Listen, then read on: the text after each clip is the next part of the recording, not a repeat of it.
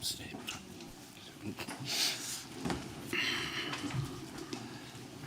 Good morning, everybody. Welcome to the 14th day of our evidential hearings. Those in the back will have heard what I'm about to say many times before, but I must repeat it. You may use any mobile electronic device you have to transmit silently to the outside world what you've seen and heard in the inquiry, but only 10 minutes after the event that you're describing has happened. That is to fit in with the 10-minute time lapse on the live stream by which our proceedings are broadcast. You may not use devices for recording proceedings or for taking photographs. Mr. Barr. Thank you, sir. Mr. Morris, we're moving now to your reporting on justice campaigns, police monitoring groups, and the like.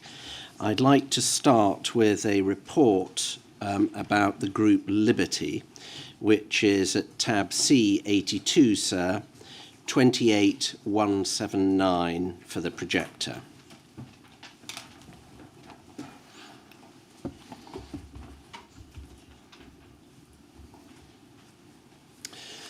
This is a report filed as one of yours, dated the 27th of July 1992.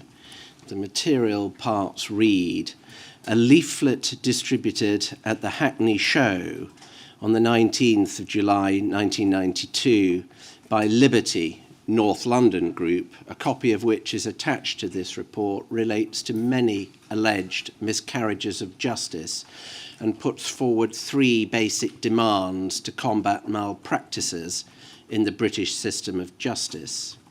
A member of the organisation has stated that they intend to form a branch in Hackney as due to the depressed conditions which many of the borough's residents experience and the perceived police repression, there is a real need for the organisation to focus on this area. Liberty has come to the notice of Special Branch previously in connection with the National Council for Civil Liberties and is dealt with, and then there's a file reference. Why was it necessary to file a report about a group which campaigned against miscarriages of justice? Well, clearly the bottom bit, which you're saying is, paragraph 4, is not something that I've written. So that may have been put on the bottom. And I don't really recollect the report. That said, I could see how the report for general special branch work would be of interest. And what I mean by that is desk work on C Squad.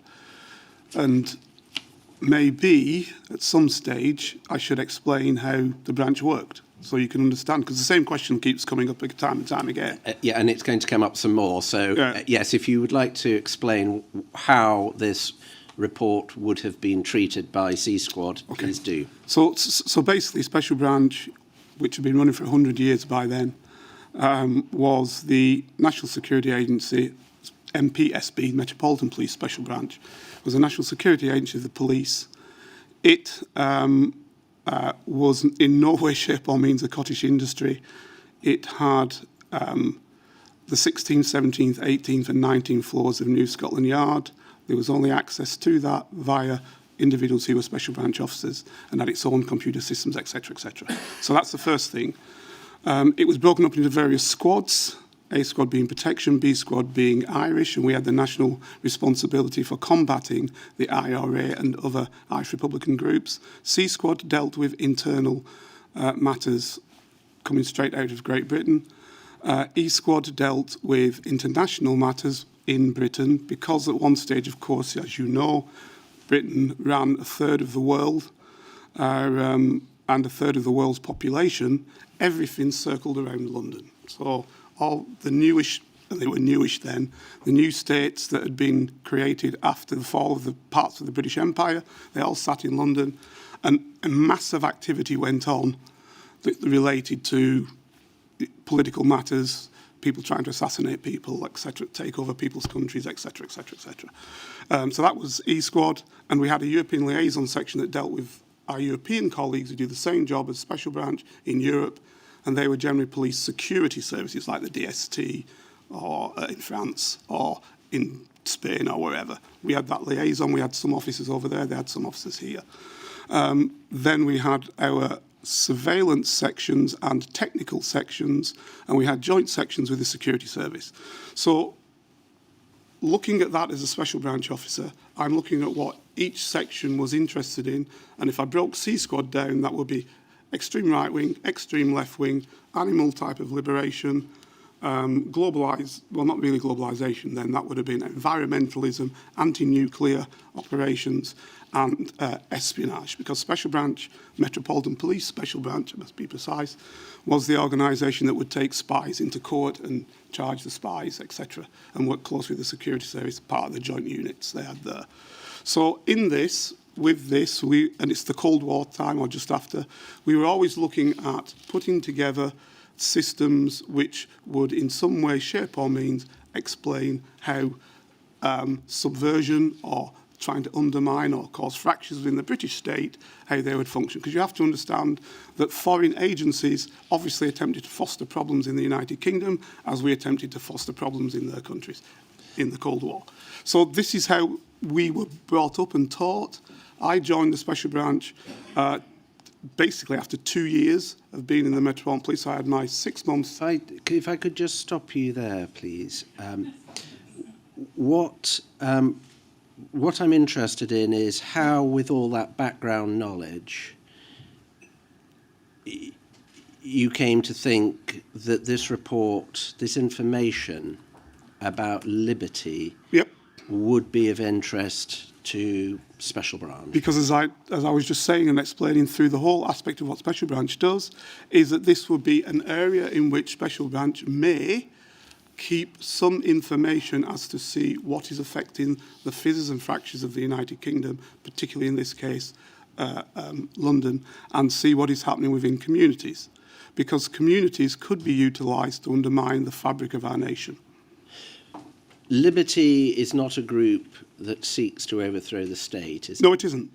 And Liberty is not a group which is inciting public disorder. So it isn't.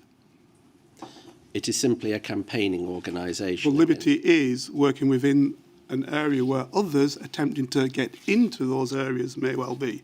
So it's not always necessarily straightforward. You've got to see the nuances of inside and outside. But that's not up to me. That's now up to the desk to look at that, either with or without the security service, because it's dependent upon their area, and to see whether there is anything there. If it's not of any interest, it will be pushed aside. Can I take from the answer you've just given me that it is enough to be working with people who are of concern to Special Branch to merit reporting? To merit reporting, that doesn't mean to say that it's going to merit recording. Now, obviously, it has merited recording because I can see that there is a file there which says 485.166. So there is a file, so there is of some interest. And that may well be a security service file as well. Thank you very much indeed. Can we take that down? Can we go now, sir, to tab 104, 3784, and we're moving to the Hackney Community Defence Association.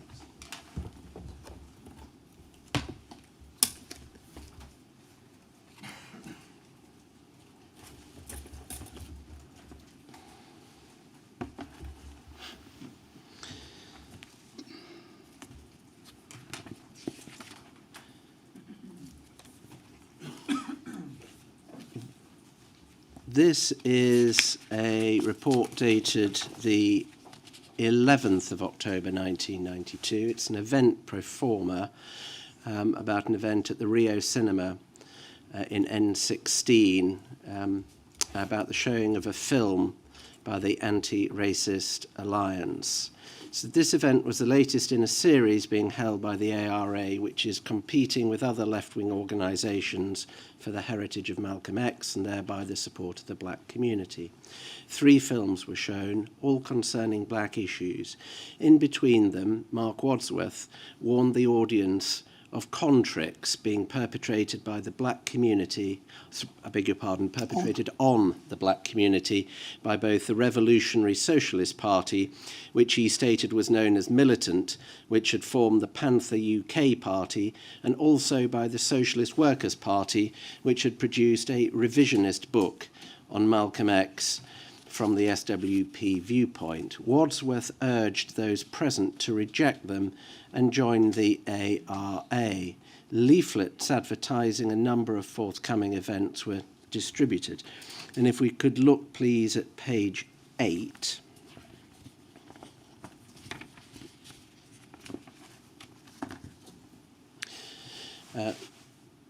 This is one of the attached leaflets. It's right, isn't it, looking down the right-hand side of the document, is a leaflet produced by the Hackney Community Defence Association. It's advertising a public meeting entitled Fighting the Lawmen. And if we look down the text on the left-hand side, in April 1991, a Scotland Yard inquiry was set up to investigate allegations of drug dealing, theft, and conspiracy to pervert the course of justice by Stoke Newington police officers. Since then, one police officer has been charged with theft and VAT fraud. One ex-Stoke Newington officer shot himself dead. 3 officers have been suspended from duty. 8 officers were transferred from Stoke Newington on one day.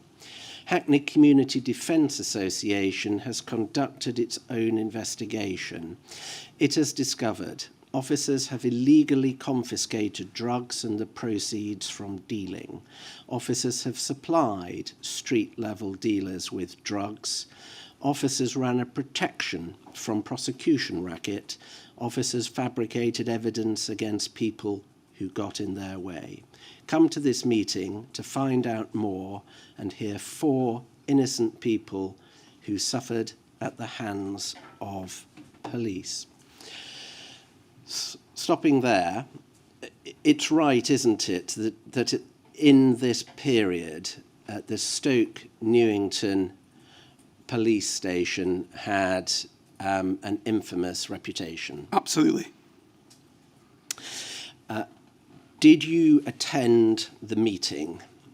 For this particular meeting? Yes. I'm guessing I must have. I was also at the HQ, and I also put in, you should find several other reports which I wrote, especially on these issues, explaining that action needed to be taken about the drug dealing of officers going on. They should be in your pack there somewhere, I'm guessing, because this is one of the things that I wish to stamp out, hence the report. If we move now to document 28231, tab 103,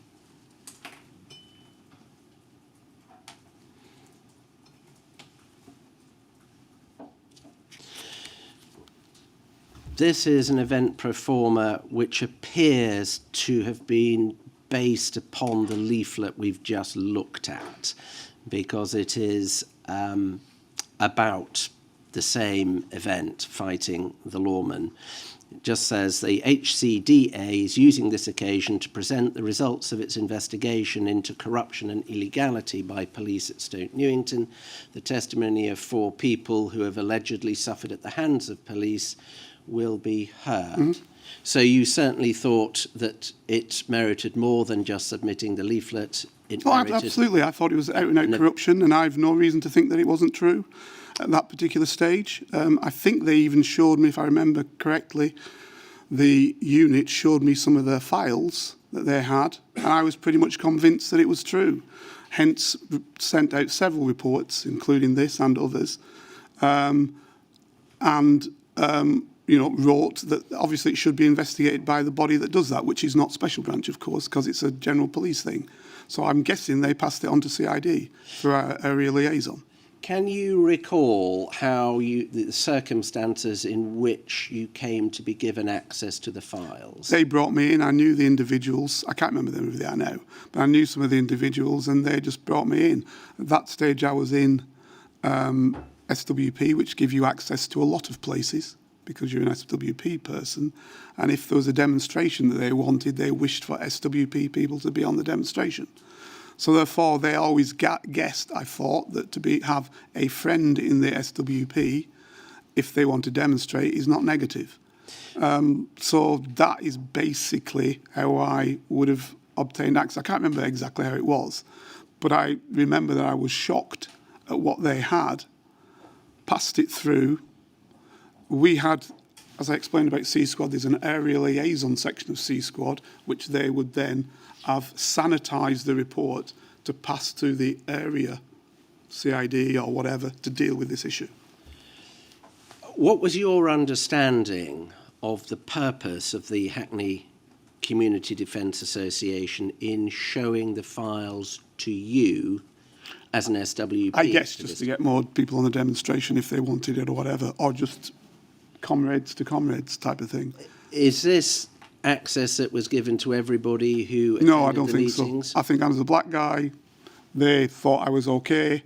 I got on with them, and for whatever reason, they showed me their info. What sort of discussions were you having with your managers in the safe house as this access was developing? I mean, we weren't going to exploit it any further than what it was. Just that's it, great, fantastic. And I said, you know, something needs to be done about the corruption there. They've got really good info that needs to be looked at and that needs to be dealt with. Something to that. I'm paraphrasing, obviously. I don't know exactly what I said. Sure. And what was the reaction, as far as you can recall, of your managers? I think they said, great, area liaison. We don't, in fact, have any reports of the underlying intelligence to support these allegations. Are you... Sorry, I don't understand what you're saying about that. The underlying... We've got the reports I've just shown you. Correct, but you don't have any others. We don't have a report from you saying, I've had access to files, this is what they show, distributed to area liaison. No, I wouldn't put distributed area liaison. I would have just said, this is what I've got. I would have put the reports in as I have these. There's probably, as I said, I think there's others that should have gone. Now, as you know, when Special Branch was disbanded in 2008, a load of files were shredded. That may have been some of them, because the security service took the files they wanted and some of the others were shredded. Would this have been intelligence that would have been of interest to the security service? Probably not, which is why it probably was shredded. Do you know, well, first of all, are you absolutely sure that you made such a report? Absolutely. Secondly, do you know what was done with that intelligence? I don't have a clue. Did you ever get any feedback of any kind? When I'm in the field, and that was the same for the security service reports when they were saying good work. When you're in the field, you don't want in your head a whole lot of things about what's happening with your report. You don't want that. You just want a clear mind, as clear as you can, just to get on with the job you're doing. It's difficult enough to keep your sanity without trying to put things in your mind. I've reported what it is. It's up to them, the desk, the area liaison is a section of a desk, for them to deal with their issues. It's not my issue, it's their issue. Could we take that down now, please? Could we move to tab C139, please, 33003.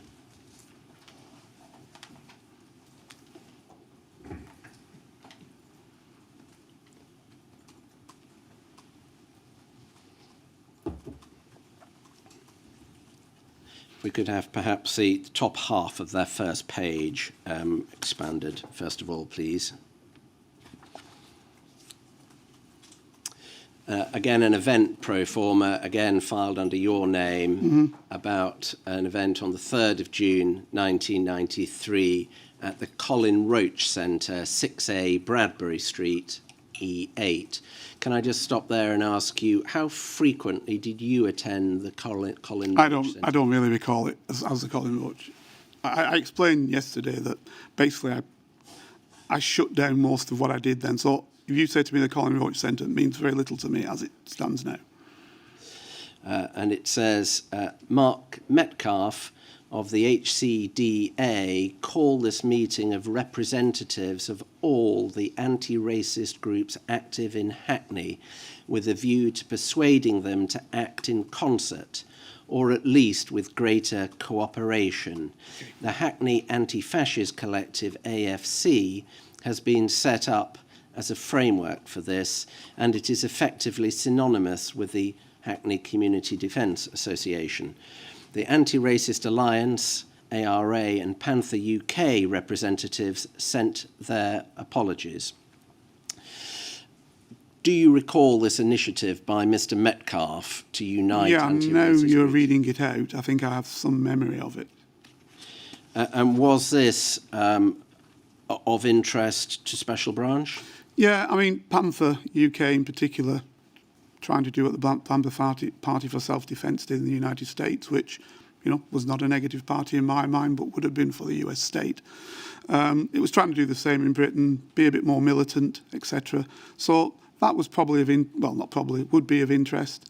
It wasn't a massive organisation. It was just to get a feel of what that organisation was doing. And again, knowing where it goes, it's up to the desk then to expand upon, utilise, see where it goes, that sort of aspect. ARA, as I said before, I saw as a pretty much straightforward organisation, but with massive entryism.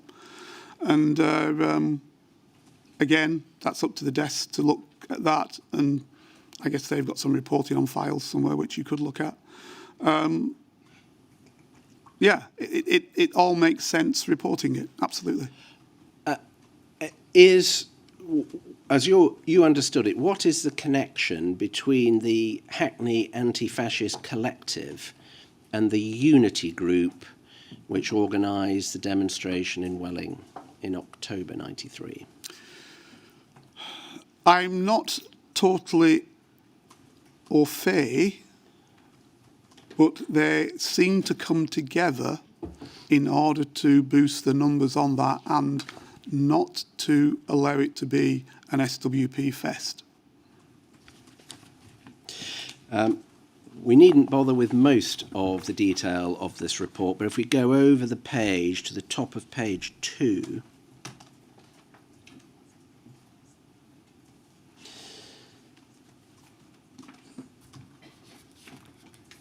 thank you. A proposal to attack BNP paper sellers at Brick Lane was vetoed. Given the groups that were here, presumably that was no surprise. Bit of a surprise, Panther, but the others, not so much. Can we move now to the Winston Silcott Defence Campaign, tab 67, 28, 159, please.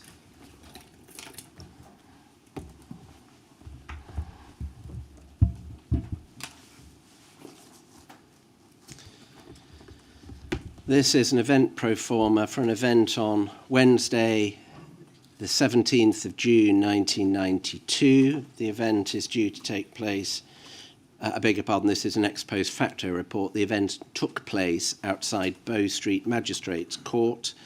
The organisation was the Winston Silcott Defence Campaign.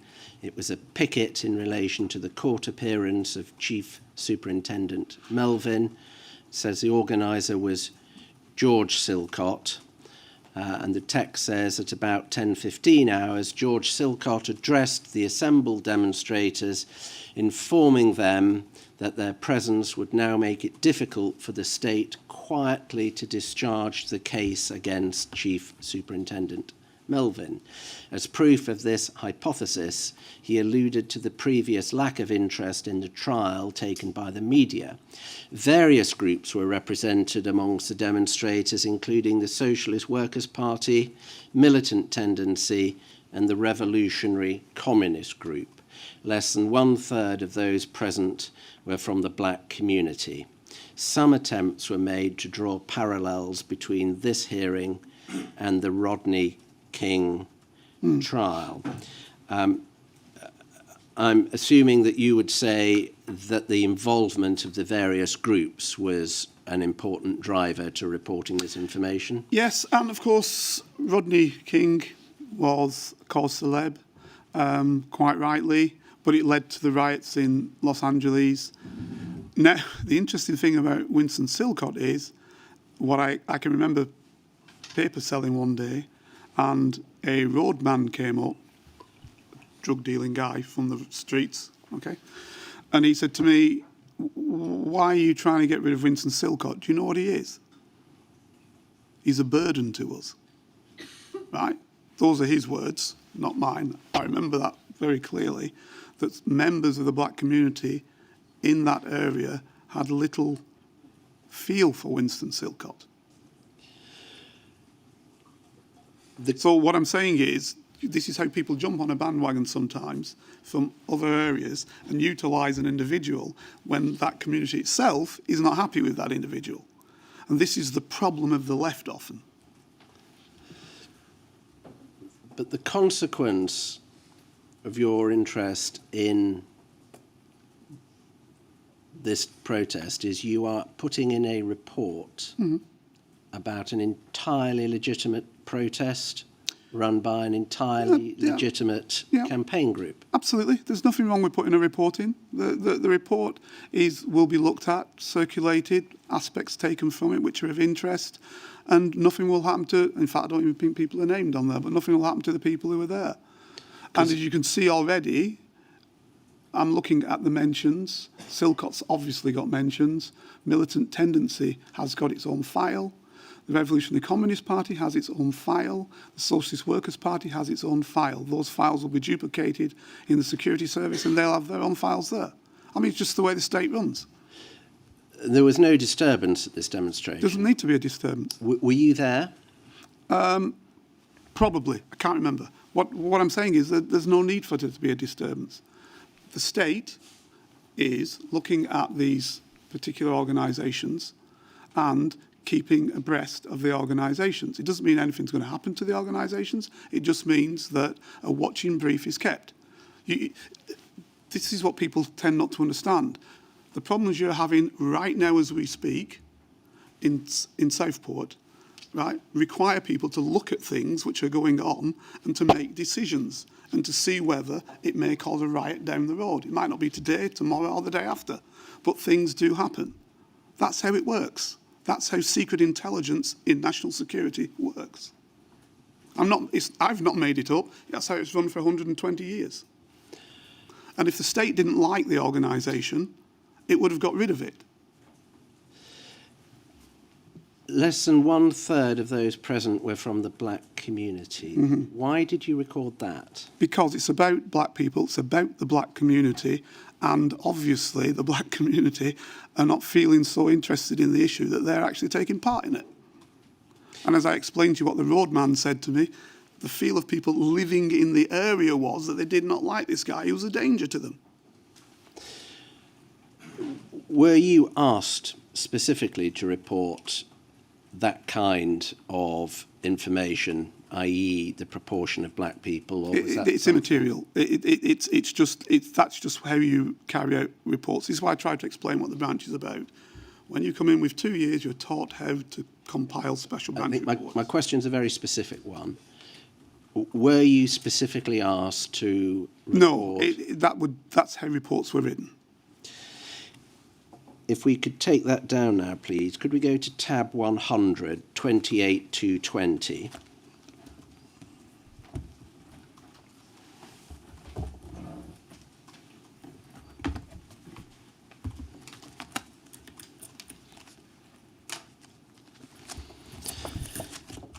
This is an event pro forma for an event on the 21st of October 1992. This one is prospective because you can see the date at the bottom, 2nd of October 1992. This is about a forthcoming demonstration, a picket outside the Home Office for the organisation Winston Silcott Defence Campaign. It also refers to the Socialist Workers' Party. 30 people are estimated as likely to attend. Disorder is stated to be unlikely, and the mood recorded as vociferous. This event will culminate in the handing in of a petition to the Home Office for the release of Winston Silcott. So far, the petition has few signatories and the campaign as a whole is not attracting much support. The SWP will trying to step up the WSDC before the event. Now, one can see there might be some police interest in knowing that this picket was coming. But on the other hand, you are reporting on a petition by a justice campaign. Was that really necessary? This seems to be a very wide area, this justice campaign.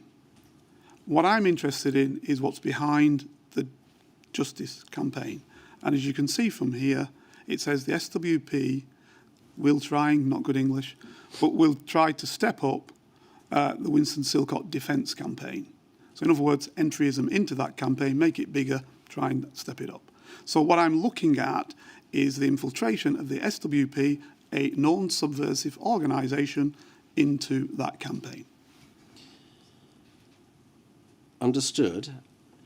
But you're also reporting the petition has few signatories. Absolutely. What policing value is there in recording the number of signatories that had been obtained to support Winston Silcott? That's completeness. You know, I'm painting a picture. It's complete. When it goes to the desk, they understand. Not much interest. Maybe we look at it. Maybe we don't look at it. The police themselves, regular police now, the 98% of police who do regular police work, they will get a feel as to, okay, the attendance is low, 30 people. Might be vociferous, but we don't need to stop overtime for people to turn up. We don't need to do this, that, or the other. So it's all about the policing process as well as, if you will, the national security process. So your understanding was it that there was a national security Absolutely, with the interest, SWP's entry. but in the Winston Silcott into the Winston Silcott campaign. The SWP attempting to enter that campaign. And that was such that There will be an interest. they needed to know that the petition had few signatories. It's completeness. Why put half a report in? If you know that it's got few signatories, maybe we can allay some investigative activity. If we take that down, please, and could we go to 28226, tab 102?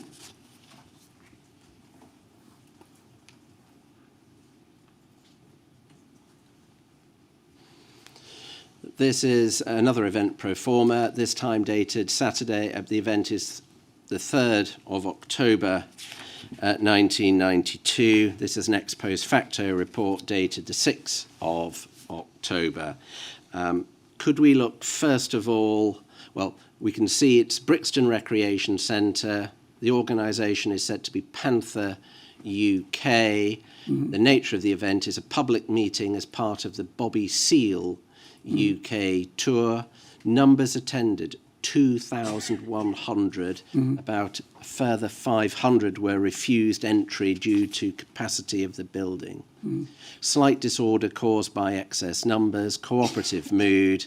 It had been advertised in advance by fly posting. If we look at the text, the first paragraph shows that a video had been shown about Mr. Seale's life and the Black Panther movement, and there were various speakers. Clara Buckley of the Orville Blackwood Community Campaign, Nellie Fergus of the Ivan Fergus Campaign, and an IC4 male named De Freitas, who is the Secretary of Panther UK, and an IC3 male with a leading role in the Panther hierarchy, who acted as chairperson. Second paragraph, both Mrs. Blackwood and Mrs. Fergus made impassioned pleas for justice. Prior to Bobby Seale holding the more or less undivided attention of the audience for 50 minutes, he spoke of the reason for forming the Black Panther Party for self-defence back in the mid-60s. of its criminalisation by the capitalist media, and in particular of its infiltration and destruction by the FBI, he made it clear that the battle he had fought then bore little resemblance to that being fought in the USA today. The current right of activists to demonstrate peacefully had been won for the present generation by the BPP, amongst others, back in the 60s. Law books, rather than guns, must now be their chosen weapon. So plainly urging peaceful protest. Absolutely. I thought Bobby Seale was fantastic.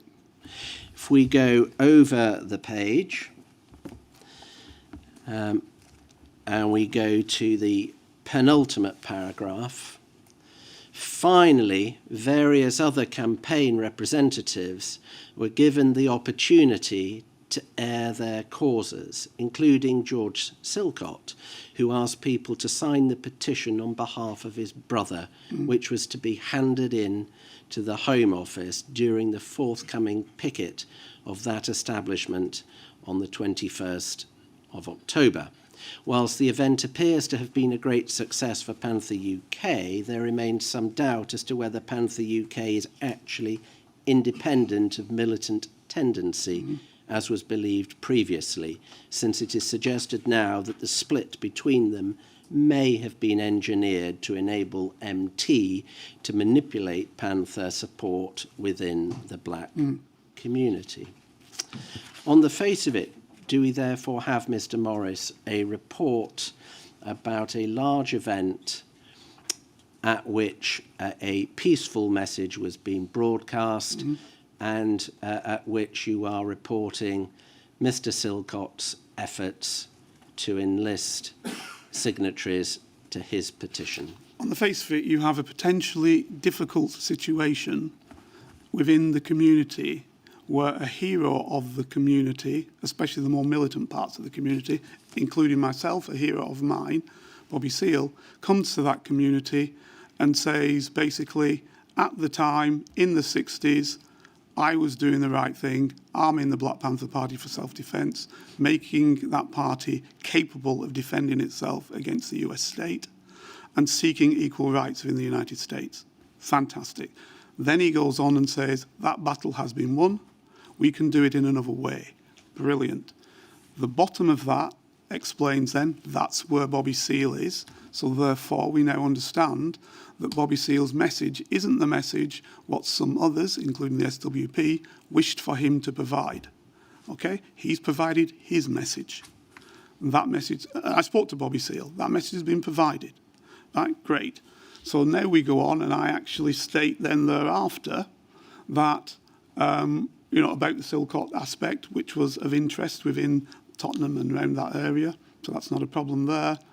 And I say then the crux of this matter is, sorry, it's gone off my screen. Okay, what is MT, militant tendency, of utmost interest to the security service? Because it's actual entryism into the Labour Party. What is that doing? And is this an entryist organisation part of the militant tendency, and is it utilising the black community to further the causes of the militant tendency? And I actually write down what my thoughts are and what I think about that and where I've got that information from. Is this a meeting which could have been attended by a special branch officer who was not... From the desk? Yes, from a desk. Difficult. Why? I think. Because he may have shown out. It's that simple. He may have shown out. But it might well have been. They may well have been... Am I going to go into the red here if I say... Well, let me put it this way then. If a special branch officer had attended this meeting in the usual special branch way, you said that there's a risk they may have shown... Potentially. Would that have been a problem? Showing out? Yeah. Would it have been a problem? He might not have got in. He might not have got into the meeting.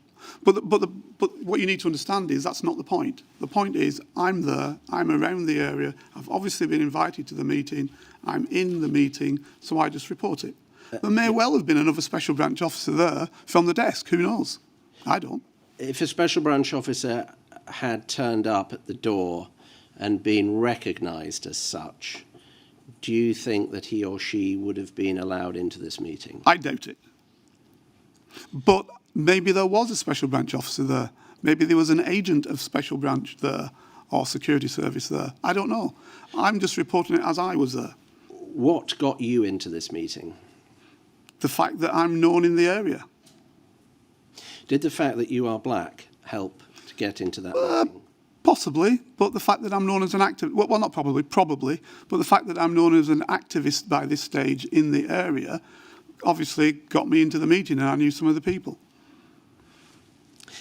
Can we take that down, please? And can we now move to the Roland Adams family campaign, starting with document 28229, which is at tab C6.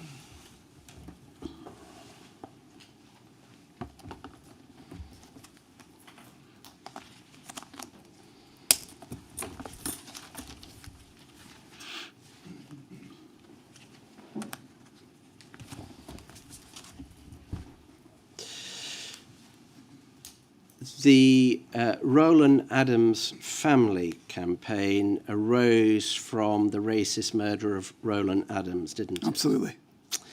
And that was a truly horrific crime, wasn't Absolutely. it? The Roland Adams family campaign was not subversive, was it?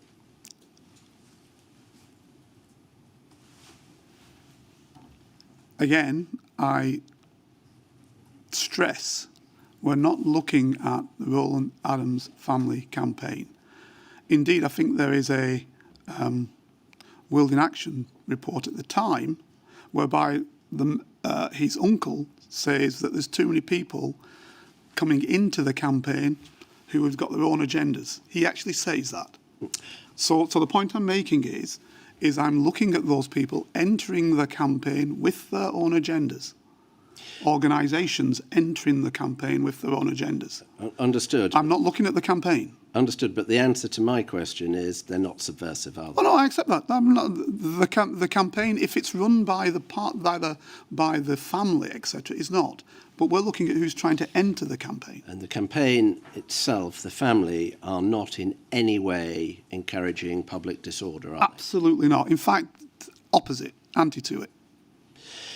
Now, if we look at the body of the text, it says privacy is an active member of the Newham monitoring project and would appear to be third in pecking order to Umesh Desai and privacy. Privacy chaired the recent Al Sharpton meeting at Friends Meeting House on behalf of the Roland Adams family campaign. Privacy strongly believes in the physical street campaign against the fascists and has proved this on numerous occasions, including when arrested in November 1987 whilst combating the BNP. Privacy's commitment to anti-fascist activity is beyond reproach. Exactly what I was saying. So that is precisely your point. Precisely what I was saying. The Newham monitoring project campaigned against racism and it monitored local police, didn't it? I'm not so sure about police monitoring, but I guess it did, but I'm not so sure about that.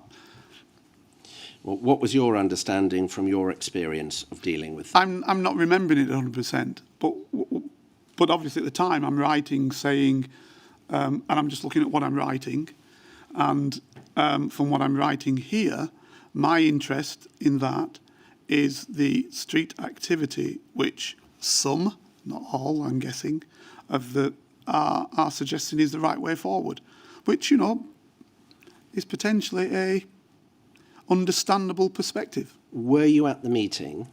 At this one, I'm guessing I was, but this is what I say in my recollection.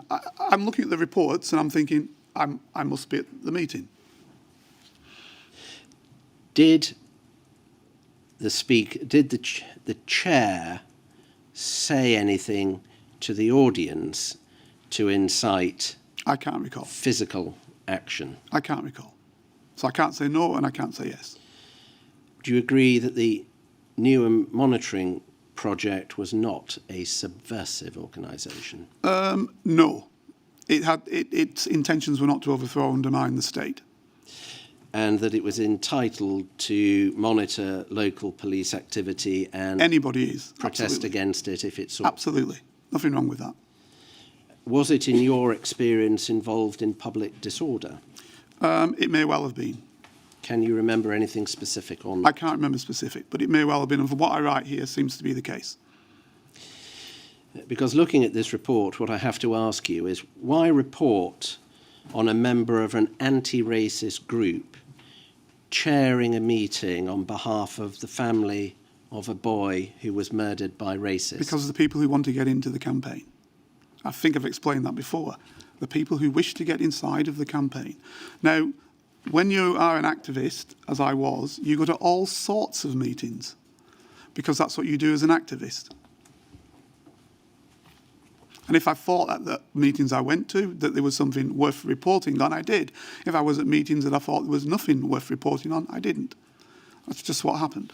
And this one, clearly there was something because I can see, and I obviously knew the individual or knew of the individual, because I don't know who he is because you put in privacy there, so I don't know who it is.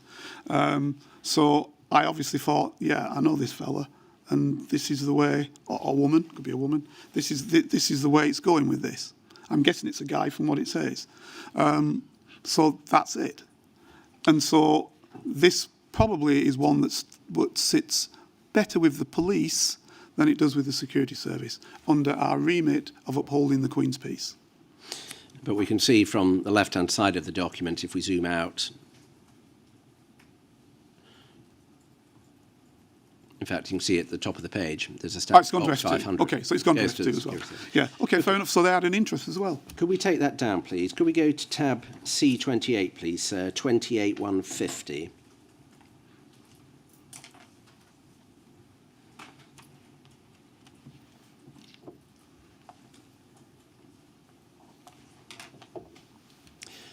This is a report dated the 31st of January 1992. It reads, paragraph 2, in an attempt to bring itself to the forefront in the fight against racism and fascism, the relaunched Anti-Nazi League has organised a mass leafleting campaign in the Tower Hamlets area. On Sunday, the 2nd of February 1992, supporters are being asked to meet at 12:30 that day at Altab Ali Park, Whitechapel, for a short rally prior to the leafleting. Likewise, ANL is putting its weight behind the Roland Adams Family Campaign demonstration due to be held in Thamesmead on Saturday, the 22nd of February 1992. So this presumably arises from the reporting we saw yesterday. ANL just reformed. They're going straight into Tower Hamlets because that's a hotbed of the BNP resurgence, and they're going straight to support the Roland Adams Family Campaign because it wants to protest against the racist murder of Roland Adams. And what I'm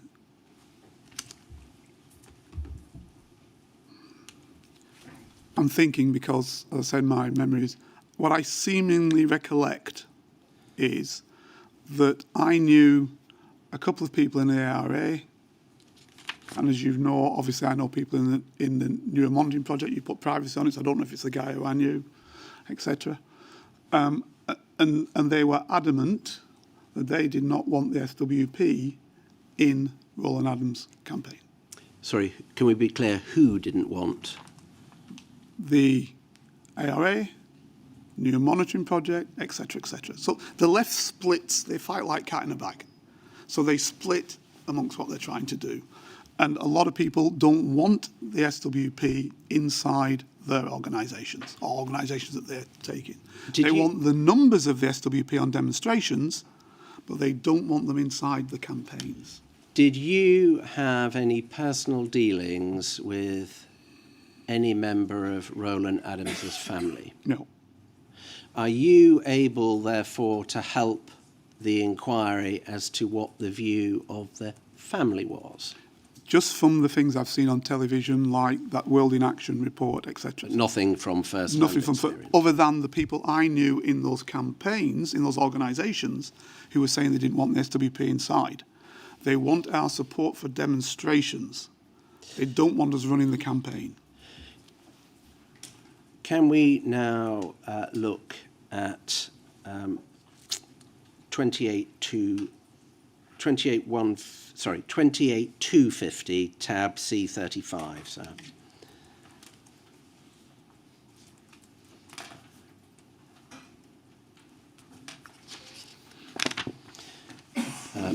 This is a report dated the 7th of February 1992, and if we could have a look at paragraph 2 in particular, please.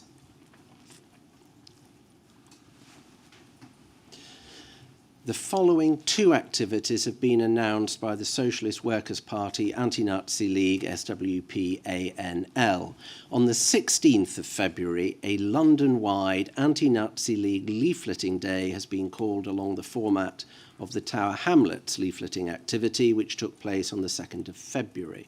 This will involve leafleting targeted estates throughout all of London's boroughs. To this end, local branches will seek sponsorship and support from local bodies during the coming weeks.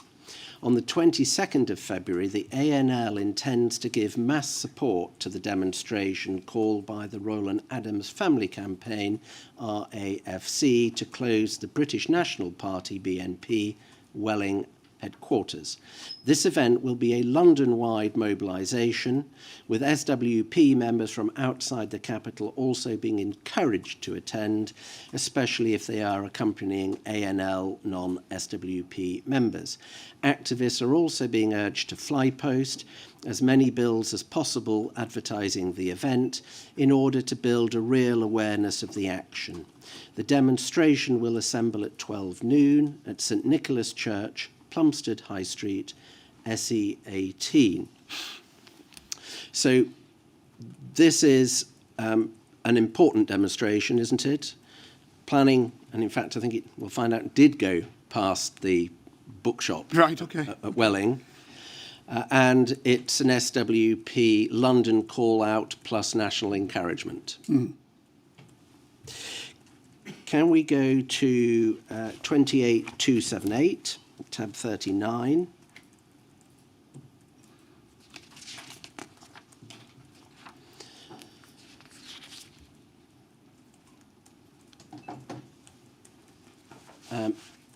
This is an event performer for the march on the 22nd of February 1982. It's ex post facto, dated the 26th.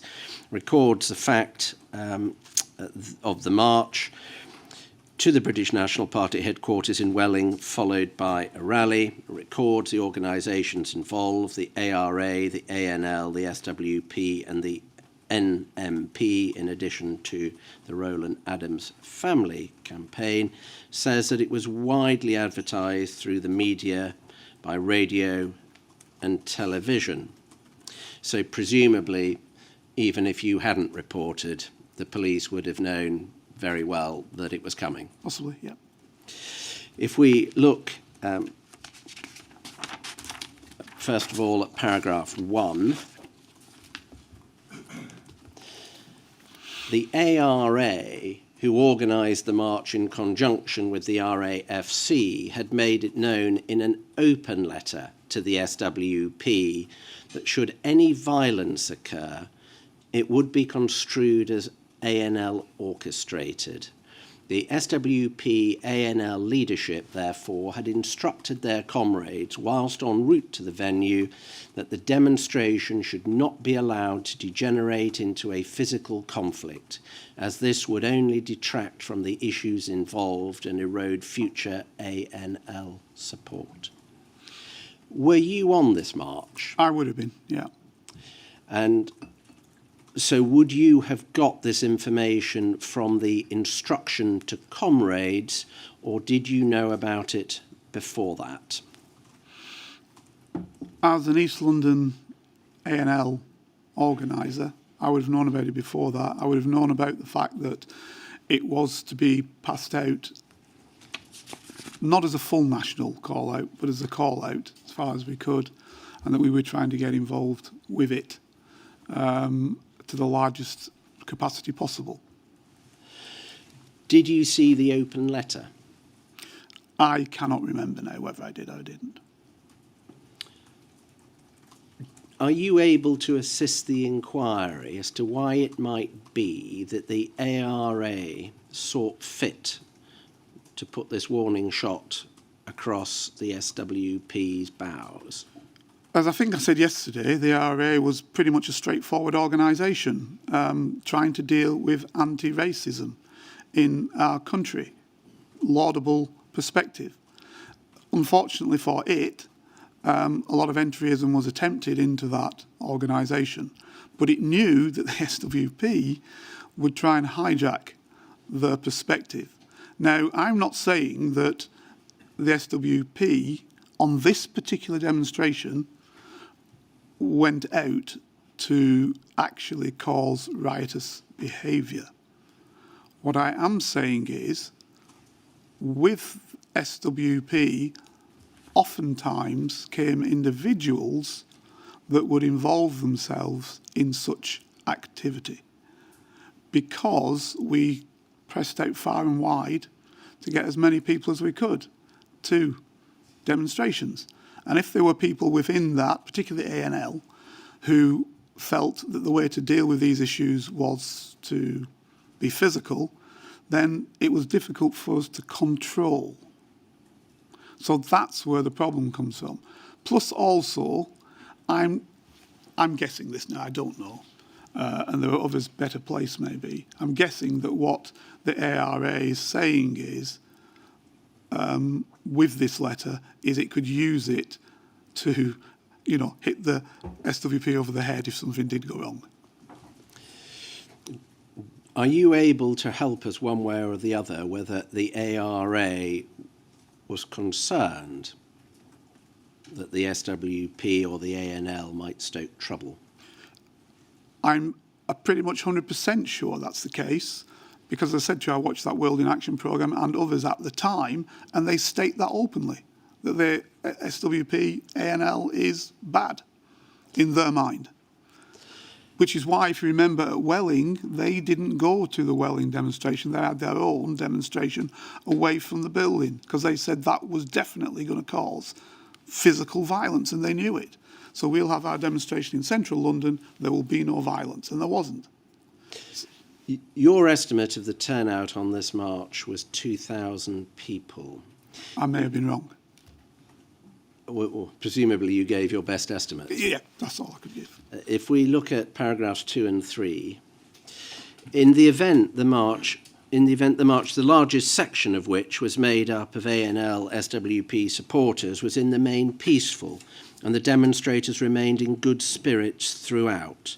Nor were there any obvious overt clashes between the ANL and the ARA, even though the latter, who were in firm control of the organisation, had banished the ANL SWP contingent to the rear of the march, from where it was able to take no part in the eventual wreath-laying ceremony. So the picture painted is that the ANL SWP fell into line and respected the ARA on this occasion. On this particular occasion, yes. Paragraph 3, the only discord noted was in fact between the leaders of the SWP ANL faction, i.e. Julie Waterson and Chris Bambury. They were unable to agree on whether the ANL should make a symbolic gesture outside the bookshop. It had been decided that their section would halt outside the bookshop to indulge in several minutes chanting, but this was subsequently overruled by Waterson on the grounds that it might be difficult to control. First of all, how did you come to know about the difference of opinion between Waterson and I was probably there. How close were you to Waterson and Bambury? Waterson I knew well, Bambury I knew well. And on this occasion, can you recall, were you privy to the conversation between them, or were you I think I may hearing well have been. Again, I've written it, so I'm guessing I was privy to it, because otherwise I wouldn't know. And presumably you marched past the bookshop itself. Whatever the route of the march was, we did. I can't remember the march and the route, but so whatever the route of the march was, we did it. I don't think we stopped at it. I think Julie, as I said, she's a very powerful woman, got her way, and we probably just went past like everybody else did. Was that the first time you saw the bookshop at Welling, or had you seen it before? That, for me, that probably would have been the first time. Could we have up on the screen, please, 37102?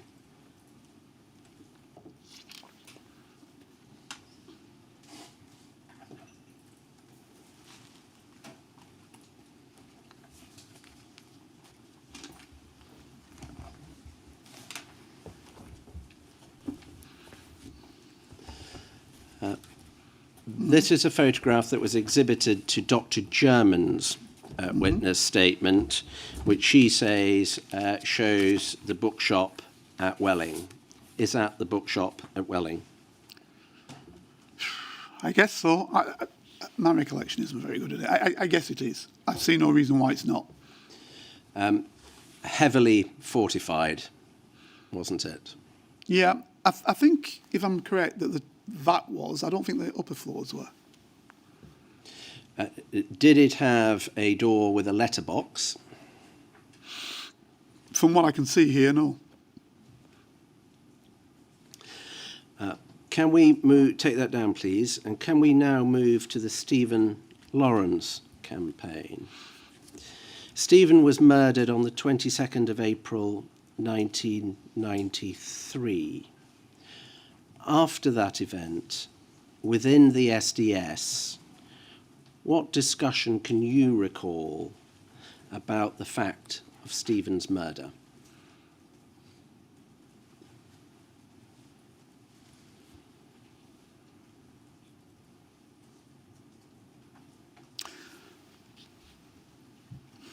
I don't think there was any in the initial stages. I don't. Difficult to say. You're asking now. As the murder happened, I don't think.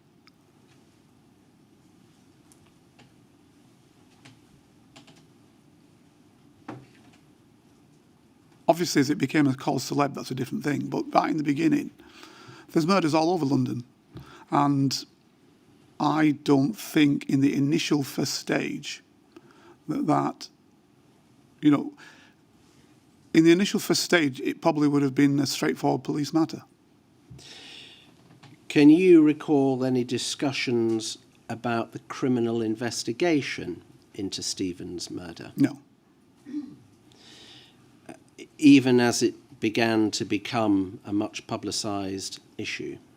Once it became a much publicised issue, it would then have already become an issue within the activist circles. And then, of course, we were talking about it. Can you recall it being discussed within the SDS? Well, what do you mean? Can you recall any discussion about the criminal investigation? I've tried to explain that. We're not talking about the criminal investigation. I'm talking about the issue that we would have been interested in is the fact that it became a cause celeb and was drawing everybody into that cause. That's it. Not about the criminal investigation. Can you recall any discussion within the SDS about Stephen's family? No. Can you recall any discussion... Sorry, rephrase. No, other than as it related to people trying to get into the campaign. That's my very next question. Yeah. What conversation can you recall about the people who were surrounding the Lawrence family? The first bit of that I recall was that you're asking me to remember things. I think it was the YRE and militant tendency. So we had a person in militant. And I think that he was the first person who mentioned it, that they were trying to create a campaign. And thereafter, then, we, SWP, A&L, got involved. Is the colleague you're referring to Peter Francis? Correct. And what did Peter Francis say about the YRE's involvement? I can't remember exactly what he Stephen said. Lawrence. It was that they were obviously trying to get in and run the campaign. And that I think he was saying they were trying to get in within the ARA, something like that, to run that campaign. And would you have needed to speak about it, or would the automatic assumption have been, and therefore, of course, he was seeking to obtain intelligence about that? We'd have just been in that orbit, so we would have obtained intelligence at it because we were in the orbit of that. So Peter would have been doing his bits, the guys in South London, I think we had somebody in South London, would have been doing their bits on the SW side. And when we got involved from the East London side, A&L, etc., I'd have been putting my bits in. It's just how it comes about. Did he say anything to you about the intelligence that he was obtaining? No, other than what he was saying openly within the meeting. And what was that? I can't remember. Did he say anything about what he had been asked to obtain? No, I mean, generally what happened is, if you were asked to do something specific, okay, to explain the two meetings, if you could make them, and we didn't always make them, to explain the two meetings, what would happen is we'd all sit around, all the different groups who were involved, men and women. It wasn't just male officers who were in, there were female officers as well, who were in various organisations. And what would happen is that we'd all sit around, I think it's about 12 of us. That's the number of SDS at any one time, 10, 12, whatever. And you would go through your area, animals, globalisation, left wing, right wing, blah, blah, blah, whatever it was. And so that would be everybody open. And then they'd call, the office management would call people in as to specifics, if there were any specifics. And if that was the case, Peter would have been called in for specifics. Did he say anything to you? No. Did he show any concern at the time? No. About what he was doing? Let me rephrase it. Right in the beginning, and this is probably quite important, of Peter's being brought into the SDS, being selected from the mainstream special branch aspect into SDS, he was going into the right wing. And he told me that his mindset was gathered for the right wing. Then all of a sudden, for whatever reason, I don't know why, they changed him to the left wing. Right? His mindset wasn't set for the left wing, and he said he could do that standing on his head anyway. And he spoke to me, because I was a pretty much more long-term guy, and asked me, what's the sort of background? And I remember saying, Peter, if you go in with that attitude, they will soon find out, and you'll come a cropper. Right? So, or you will fall for them, as we all do, and you will take on their persona 100%. Either way, it's bad. So you need to orientate your mind. So he went in thinking that way. Next minute, he was a full-blown 100% activist. We all were at least 99%, but this guy was 100%. And he struggled with, as we all did, with not being who we said we were in terms of our alter ego. And he came very, very close. So in this, he was always angry, if I can put it that way. And I think that coloured his perspectives often. He worked hard, don't get me wrong, but he was... all of us are affected. I'm not going to pretend that we weren't. But I could see in him, he had problems. Did he express any concerns to you? He expressed no concerns about what he was doing. His concerns were about his hatred for the police. Did he say anything to you to the effect that he'd been asked to gather intelligence with which to smear the Lawrence family? I heard this subsequently, and I thought that was No disrespect to Peter, I thought nonsense. That's not what we're about. We're about gathering intelligence, not smearing individuals. That's a security service job. Let them do that. We're bothered about gathering intelligence. That's what we were doing.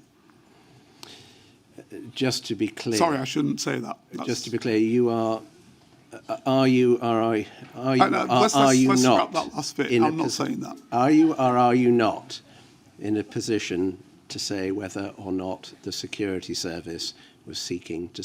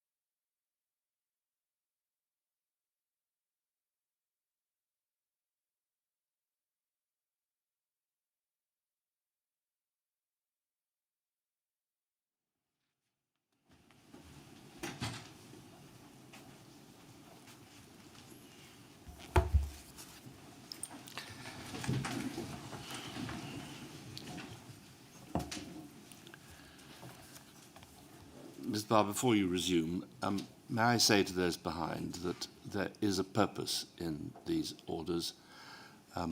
I know that you have complied with them up to now. They are serious orders. They do have a potentially serious consequence if they're breached.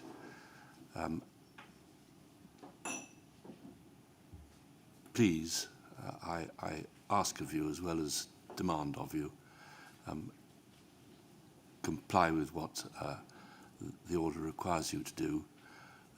A transcript in due course will be published, which will contain part of that which was said between the hours of 11:16 and 11:22, but only part of it.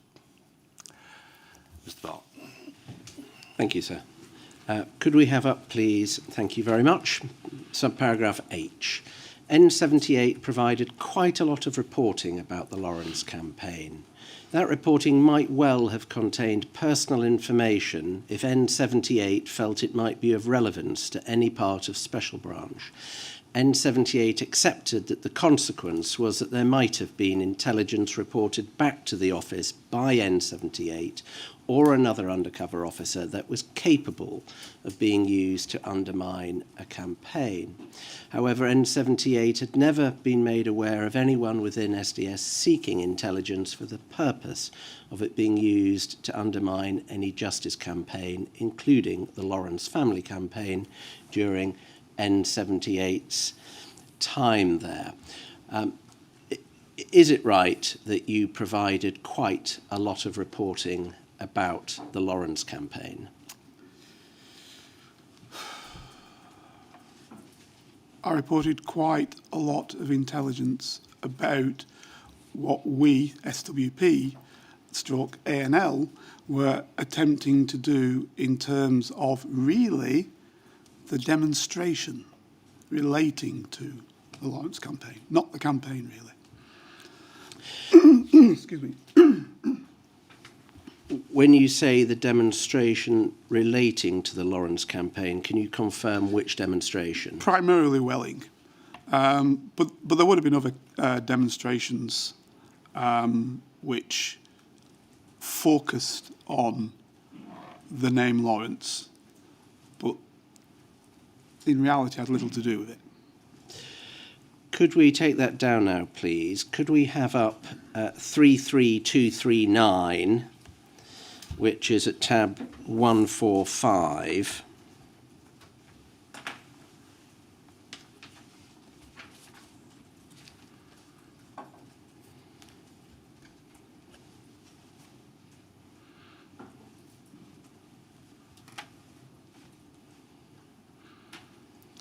Thank you. This is a report dated the 29th of June 1993 about the Anti-Nazi League, and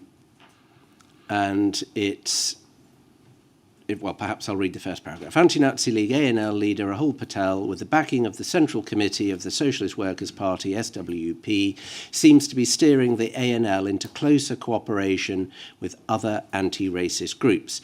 The ANL will participate in a united anti-racist demonstration, the National Unity Demonstration, in Bexley on the 16th of October to force the closure of the British National Party bookshop in Welling. And Patel has sent a letter to all the major anti-racist, anti-fascist groups soliciting support and money for the event. And if we could go to page 2, please.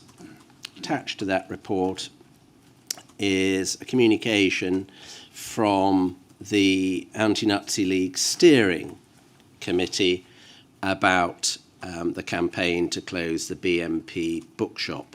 For present purposes, what I'm interested in is the second paragraph, where it says the Anti-Nazi League is supporting, together with other anti-racist and anti-fascist organisations, a call for large demonstration in Bexley to close down the Nazi BMP headquarters.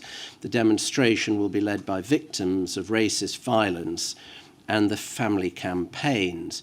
So far, apart from the ANL, the following organisations and campaigns have agreed to be part of the Unity demonstration: Roland Adams Family Campaign, Rohit Dougal Family Campaign, Indian Workers Association GB, YRE and Searchlight. The Lawrence family are currently in Jamaica, where Stephen is being buried. They will be contacted as soon as they return. So you see there clear reference to the Lawrence family in that leaflet. Can you just explain to us, so that we are clear, did you submit this leaflet as part of the overall picture, or did the fact it mentioned the Lawrence family in particular make a difference? Made no difference whatsoever. If we could have now, please, 33349, which is at divider 234. Excuse me.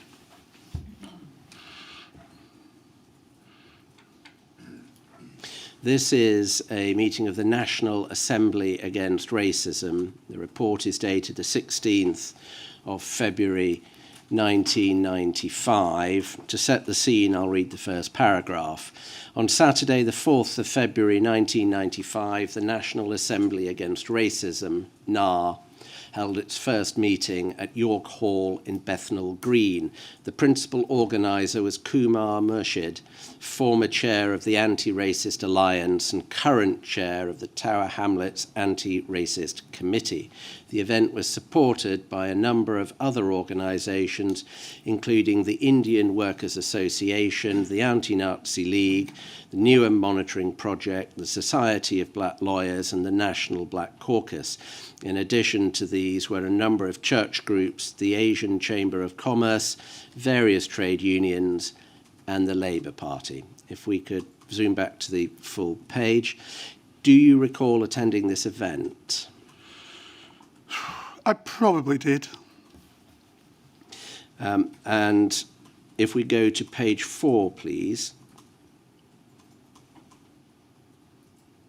There is a leaflet which was submitted with this report from the National Assembly Against Racism. And if we look under the paragraph which starts Chair Kumar Murshid at the list of speakers, you'll see a number of speakers listed there, including some members of Parliament, a member of the European Parliament, and also running from the penultimate line onto the ultimate line, Neville Lawrence from the Stephen Lawrence campaign. Again, was this leaflet submitted as part of the overall picture of what was going on, or did the fact that Neville Lawrence was speaking make a difference? No, Neville Lawrence speaking didn't make any difference whatsoever. Overall picture. Can we take that down now? I've taken you to 2 of the 3 mentions as we've got of Dr. Lawrence in the papers. Are there any of your reports on the Lawrence family campaign that you can recall which are missing from the bundle? I can't recall. Could we move now to the Brian Douglas campaign? Could we have up 0245156, please? It's tab 243.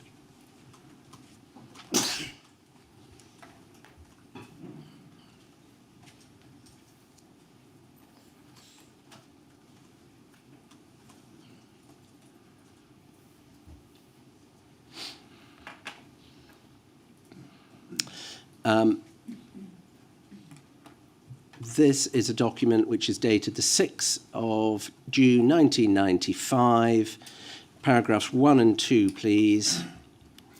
Despite having had nothing to do with the Justice for Brian Douglas campaign to date, the Socialist Workers' Party has now decided on a response to the issue, and in particular on its reaction to the planned demonstration to take place on the 10th of June. The SWP is predicting that about 2,000 demonstrators will take part in Saturday's march and that the vast majority of these will be black. Consequently, the SWP is trying to mobilise as many black comrades as possible to attend the demonstration. The SWP contingent will meet at Clapham Common Tube Station at 12 noon. The object of the SWP is, as always, to recruit new members. It has been noted that the SWP is engaging in the Brian Douglas campaign in its own right, rather than under the auspices of the Anti-Nazi League. And the comment, the SWP decision to take part in this demonstration is an indication of the anticipated size of it. The deploying of black comrades only is a reflection of the SWP belief that white political activists will not be welcome. Militant Labour is also sending black members only, most probably in the guise of Panther UK. Did you attend? June 1995. Not sure.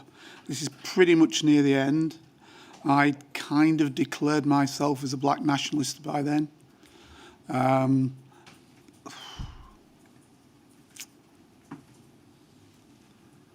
Well, it's difficult. Potentially. Don't know.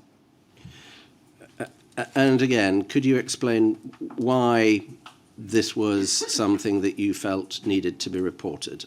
It just shows you the tactics of the SWP in terms of how it utilises black issues for its own right. And clearly, Militant doing the same. Could we have now 0245 170 tab 244?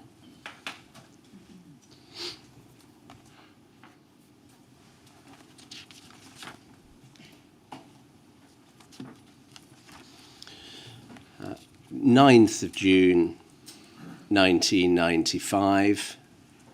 On Wednesday, the 7th of June, a meeting was held at the Hal Cavey Centre in Stoke Newington concerning the Justice for Brian Douglas campaign. The meeting was chaired by Mark Metcalfe and addressed by 3 speakers. Privacy, a member of the Newham Monitoring Project, speaking on behalf of the Kwanela Sibiza campaign. Privacy, surname unknown, a Kurdish woman speaking on behalf of the Carney Yilmaz campaign, and Donald Douglas, brother of the late Brian Douglas. Some 60 people were present, half of them black. Each speaker concentrated on the theme of increased police harassment and violence and on the need to continue campaigns for justice after they had fallen out of immediate public attention. The political flavour of speeches and questions did not go down well with the Douglas family or their supporters.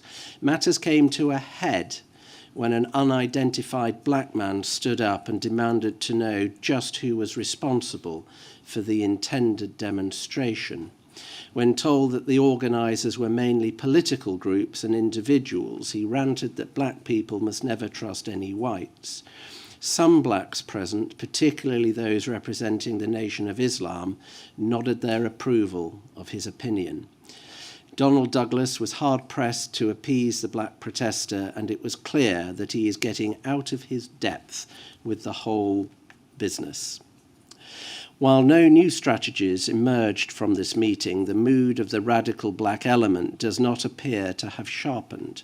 The issue now is not just anti-police, but it has become an anti-white issue. There was much talk of how nervous police will be on the day. If the anti-white sentiment prevails, it is unlikely that the wishes of the Douglas family and the demonstration organisers to see a peaceful protest will be fulfilled. Donald Douglas is clearly struggling to hold his own against people like Privacy, the self-appointed chief steward for the march, and other members of the militant black community. Were you at that meeting? It sounds as though I was. Can you recall it? I cannot recall it.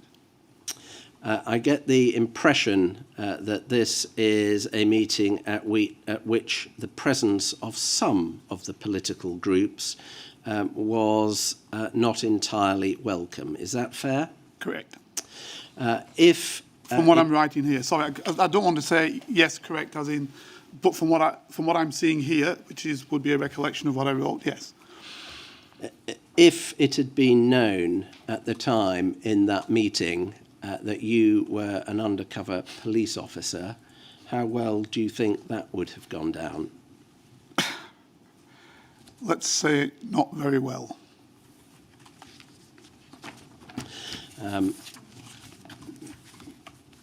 That is because you were spying on.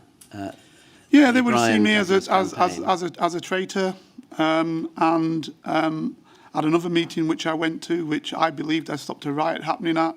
Had I have been found out on that day, they would have probably beat me. Well, probably killed me. We'll come to that meeting later on, Mr. Morris. I'm asking about this meeting at the moment. Yeah, looking at the people present, then the organisations present, I should say, I'd be lucky to get out. Do you think there would have been outrage that you were spying on the Brian Douglas campaign? It's not the Brian Douglas campaign. It would have been that I would have been there in the first place. Could you explain the difference? Yeah, I mean, it's basically all of these organisations have their own agenda, and they know that. And of course, the big argument is from the one guy who stands up and says what he says, is that this is a problem. It's a problem that these people are utilising us to put forward their own issues. So the campaign is of less import than what's happening. And as you can see, and I can tell you for a beginning, that the Nation of Islam had no truck with white organisations pushing forward black issues. Was this a meeting at which it was easier for you to gain access as a black man? Of course. But of course, if I was Turkish, I probably would have been able to get in as well, etc., etc. Just to clear up, would you have feared violence from the Brian Douglas campaign, or would you have feared? Oh, from the actual Brian Douglas individuals, probably not. So your concerns in a physical direction would have been from other quarters? From other quarters, yeah. But in terms of whether a reaction on behalf of the Brian Douglas campaign, they would not have been positive. They would either. not have welcomed. No, because they wouldn't understand why I was doing it. See, this is the problem, because they'd listen to the propaganda. It's what I call the muck of ages. You listen to the propaganda, you don't think through why is this being done. Could we take that down now, and could we move to Joy Gardner? There's a series of reports that we've retrieved which date from 1995 and which follow the acquittal of the police officers who were tried arising from Joy Gardner's death. Can we start, please, with 245197? It's tab 245.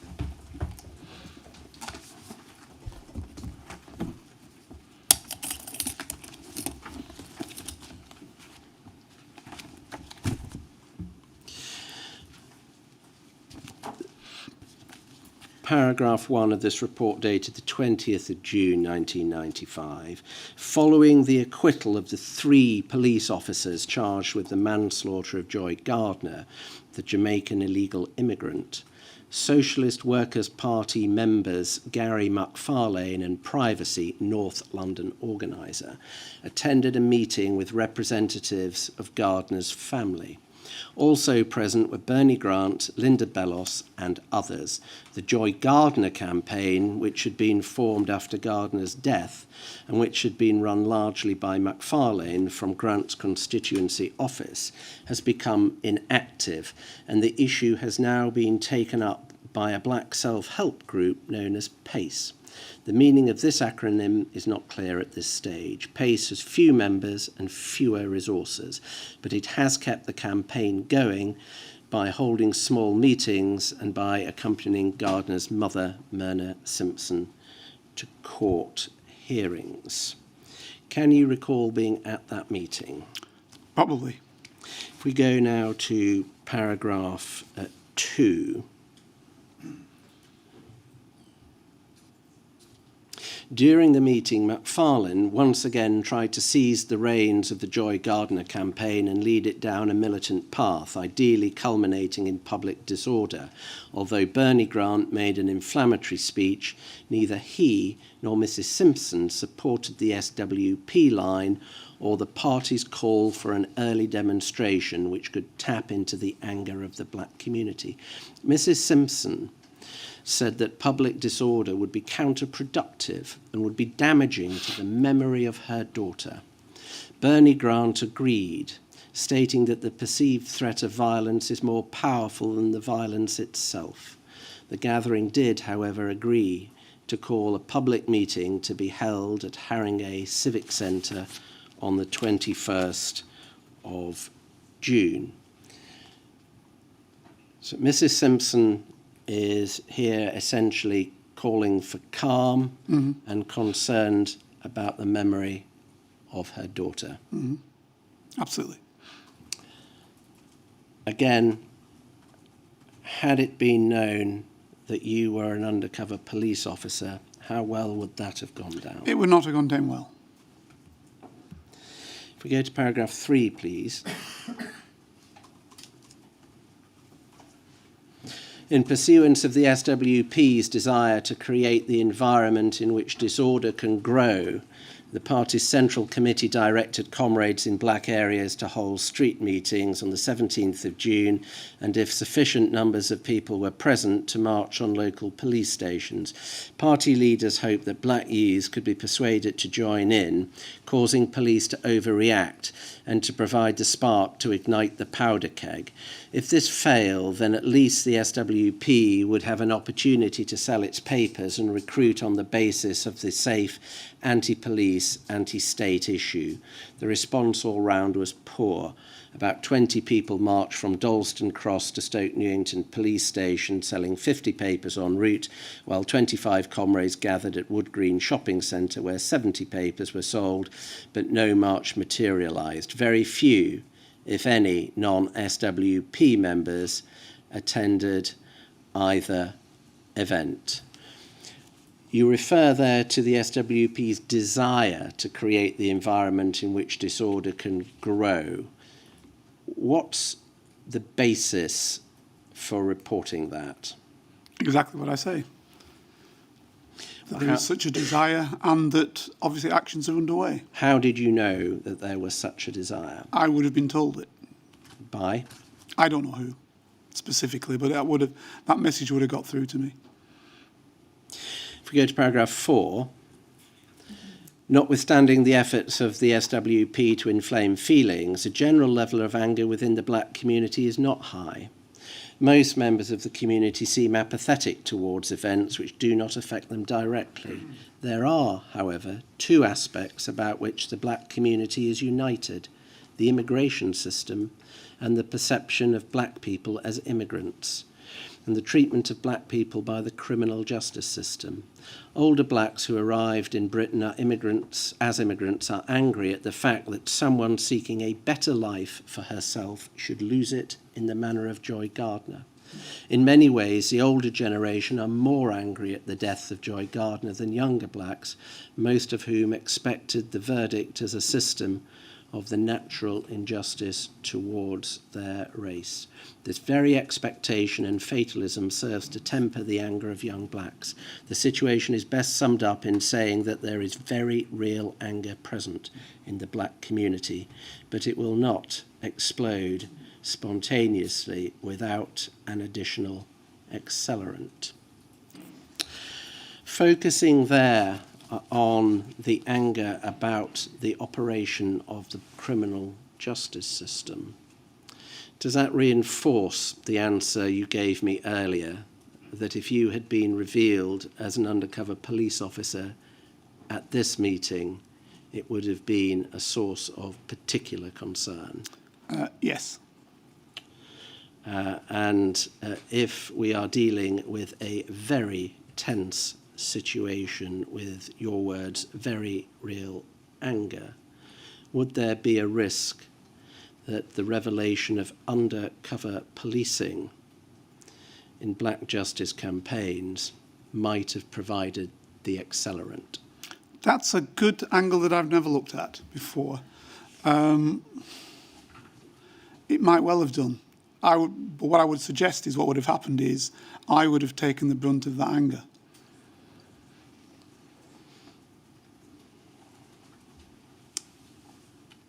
Can we now go to 245218?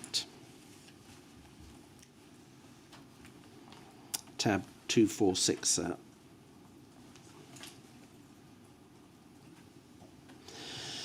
This is the report on the meeting of the 21st of June 1995, which followed the meeting that we've just looked at. Paragraph 1.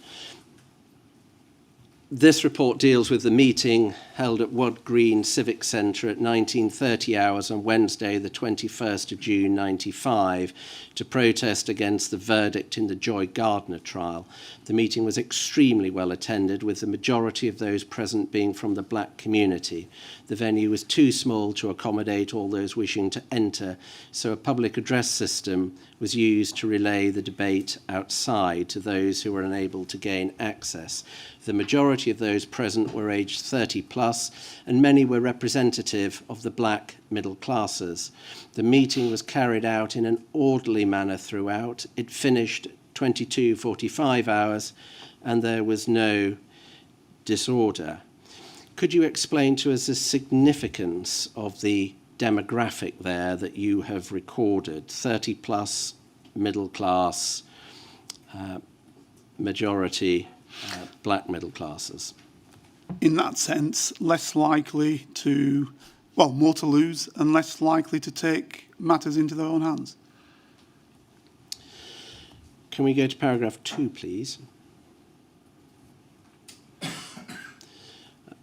Older generation and middle class blacks, who are generally less cynical and are more inclined to believe in the criminal justice system, are those who have been most moved by the verdict. Many of the speakers spoke in astonishment that nobody had been held responsible for Joy Gardner's death, a theme that was brought to a climax when Mrs. Simpson, Joy Gardner's mother, spoke fluently, tragically, and with great emotion about the death of her daughter and the hope that she did not die in vain. What follows is a synopsis of the speakers' contributions. Were you there? Yes. How did you feel as an undercover police officer listening to that? Absolutely and totally moved. And reporting on it? Yeah, obviously the reporting on it is in the cold light of day, but absolutely and totally moved, particularly when they showed how, for want of a better word, Joy was trussed up like a slave. If we go and look at some of the speakers, the first speaker, local Hornsey Member of Parliament. Next speaker, Brian Douglas's brother. Third speaker, after Mrs. Simpson, a white chaplain from the Church of England's Commission on Racial Abuse. Then a TV personality, Crystal Rose. If we could go, Jane Coker, solicitor, Lee Jasper of the National Black Caucus, Grace Nuola, whose husband died while attempting to evade police and immigration officials, musician Jazzy B, Rihanna Scipio, Wayne X, Neville Lawrence. And if we could just stop there and look at what you've recorded about Neville Lawrence's speech, please. Neville Lawrence, father of murdered teenager Stephen Lawrence, said he was shocked when he heard of Joy's death, as he had believed that police were professionals. He now believes that the white authorities did not care about blacks and that nothing had been done about Joy Gardner's death proved this. He considered Joy Gardner to be a British citizen. Can we move on now with the speakers? Derek Isle Post, Tetty, surname unknown, on behalf of the black media, that is newspaper The Voice, The Weekly Journal and the Caribbean Times, Choice FM and Identity TV had come together. And if we go over the page, Nikki Johnson. Can we stop there and look at Nikki Johnson? Now, she's from the SWP, isn't she? Yeah, that's what I've written, yeah. Nikki Johnson spoke of the Tories' need to use the race card. Now, she said, so-called illegal immigrants would be deported. She reiterated that blacks had helped build this country, and now that they were no longer needed, they were to be shipped back. She said that the only way to get justice against the ruling classes was to do as the people of Los Angeles did in 1992 and riot on the street. She said she found it brilliant how blacks and Hispanics carried out these riots and how recently the Asian youth had done the same thing in Bradford. She urged everybody to join the demonstration called for the 29th of July 95 and show the police that they would no longer accept the killing of black people. How much confidence do you have in the accuracy of your record of Nikki Johnson's utterances? Absolutely. How did Nikki Johnson's speech compare in tone to the other speakers you heard on that day? Well, the vast majority of the other speakers, as I recall from the report, as I said, I'm not picking up from the time because you asked me about 30 years ago, was that, you know, most individuals basically stated the reality as the situations they saw it, that there was still a long way to go for black people to get all the rights that they needed and required and should indeed have. And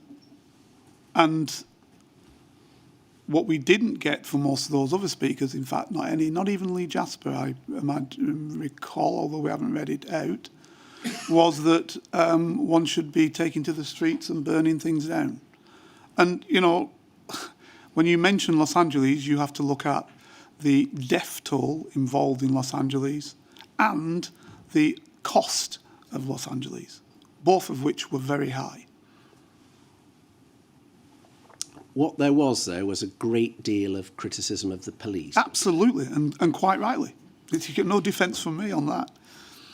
And if we look then, we see we've got Rwinda, surname unknown, from the ARA, asking for a public inquiry. Sam Parrish, a spokesman for the Jamaican High Commission, explaining his sympathy. Mrs. Simpson speaks again. Bernie Grant speaks. And then the chair pushes for a public inquiry, and there are some resolutions passed. So can we look at paragraph 3 in the resolutions that were passed? 3A, to push for and support a full public inquiry. B, to demand that the PCA's report be made public. That's a police complaints authority, isn't it? If we could go over the page, please. Thank you. C, to set up a Human Rights Commission of Blacks to look into the abuses in this country, to fill out the petition on page 6 of The Voice and send it to the Home Secretary via Bernie Grant's office. Programmes such as Little John and newspapers like The Sun and Mirror should be boycotted. A national demonstration in central London on the 29th of July should be built and all should take part in it. The decisions of the meeting should be published in the black media. All of those resolutions are entirely lawful ways of advancing a legitimate cause, aren't they? And entirely correct. Why was this meeting reported in such detail? Because I think we had to understand the position and the anger that was there. I mean, I felt the anger myself, so I imagine that others felt the same anger. And, of course, we wanted to prevent others utilising that as the spark that would set off, you know, really bad civil disorder. Because at the end of the day, and this is my own personal thing, the people who are going to pay for this disorder when it took off were going to be generally the black people of that location. So as I'm understanding your answer, the police interest in this meeting goes beyond just the SWP. Well, I'm writing it, not the police. So it's my perspective. It is something that I thought was of utmost interest to the branch to understand. And again, that would be for the C Squad desk to deal with the issue. And maybe to look at how the police could maybe try to mitigate some of the aspects by maybe acquiescing to some of the points made, frankly. So the PCA's reports, why was it not public? Example, you know. But it is your assessment that your superiors would be interested in intelligence Correct. about... Well, not my superiors, that my organisation. About black justice campaigns. No, it's not. We're not talking about justice campaign. We're talking about something that affects the stability and the good working, actually, of the most prosperous city in the United Kingdom. And I think that it should be something that had to be taken into account. And you thought that the intelligence gathering mechanism you were a part of would be interested in recording criticisms of the police. Absolutely. Did you get any feedback for this report? No, you generally didn't get feedback. Surely, if the police wanted to know the mood of the black community, there were many other mechanisms other than undercover police officers. You're missing the point. That. I'm going to meetings anyway. I happen to be there because I wouldn't not go to that meeting because that was a meeting that we were meant to go to. So I was there at the meeting, so I should record what was actually said and done, rather than somebody trying to second-guess the process who was not there at the meeting, who could not feel the mood, who did not understand what people felt, who did not have the perspective that I had. Was there an element of the general approach of reporting a great deal of detail in any of No, because you see that's probably even more detail than generally that I've reported. There's a lot of detail there because it was a subject that was of the utmost importance. Could we take that down now, please? And could we move to 0245266 at tab 249?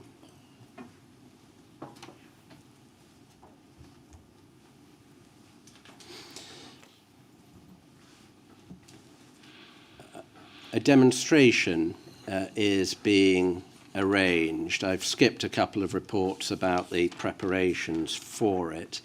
By this stage, the date has been resettled to the 5th of August 1995. This report is dated the 11th of July. First substantive paragraph reads, "At a recent meeting of organisers and activists, it was decided to postpone the planned demonstration against the acquittal of 3 police officers charged with killing Joy Gardner from 29th of July until 5th of August. The main reason for this decision was the need to avoid a clash with the national unison demonstration against health service cuts, also to be held on the 29th of July. Those present at the meeting included Bernie Grant, Linda Bellos, Gary McFarlane, Myrna Simpson and Privacy, an SWP organiser. It became clear that Grant and Myrna Simpson, Joy Gardner's mother, wished to avoid disorder on the day, but that Gary McFarlane, a black SWP activist who is developing a serious anti-police attitude, will do his utmost to provoke violence during the demonstration.